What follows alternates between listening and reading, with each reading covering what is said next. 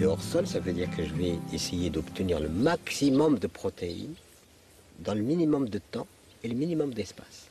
Et comment je vais obtenir donc ce maximum? Je vais doper l'animal, c'est-à-dire que je vais le suralimenter de façon à ce qu'il produise le plus vite possible des protéines, de façon à ce qu'il grossisse vite pour représenter lui-même des masses de protéines. Et comme l'herbe ne suffisait plus pour produire toutes ces protéines, eh bien on a fait appel à la science.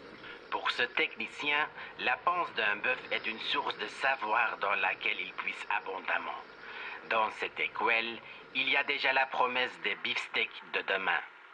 Grâce à ces incursions dans les entrailles de la bête, on sait maintenant que pour améliorer le rendement des bovins, il faut abandonner les fourrages d'antan.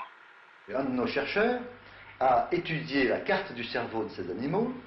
Il a trouvé un centre qui limite l'appétit, le centre de la satiété, et en le détruisant, on crée des animaux qui mangent sans arrêt, des animaux hyperphagiques, boulimiques, comme vous voulez. L'intensification de l'élevage qui s'est produit il y a un demi-siècle s'est fait sur une base simple, maïs, soja.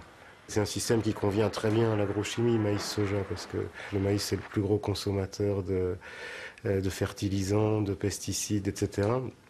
C'est simple, ça fait du chiffre d'affaires à l'hectare.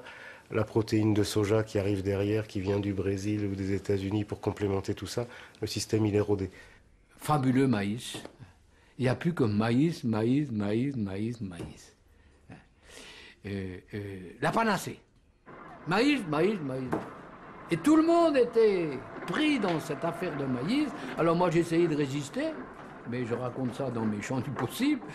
Ma mère, 72 ans, personne de bon sens, il y en a eu une sur la terre.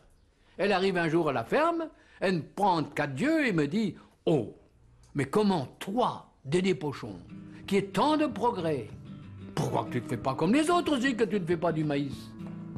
Et blanc.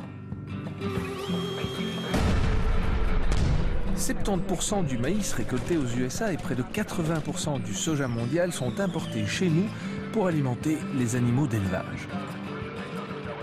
On est dépendant à 75% d'alimentation de nos animaux en protéines du Brésil et des États-Unis. C'est incroyable quand même. Un pays comme la France, même comme l'Europe, qu'on ne peut plus produire les protéines nécessaires à nos animaux.